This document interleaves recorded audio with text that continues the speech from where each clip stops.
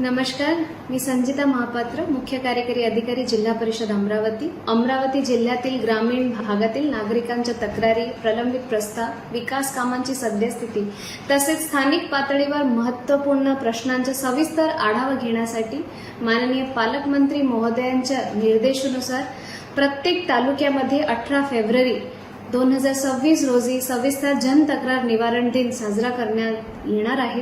त्यामध्ये जिल्हा प्रशासन एवं जिल्हा परिषदेचे सर्व वरिष्ठ अधिकारी तालुका स्तरावर लोकांच्या समस्या निराकरण करण्यासाठी उपस्थित असणार आहेत।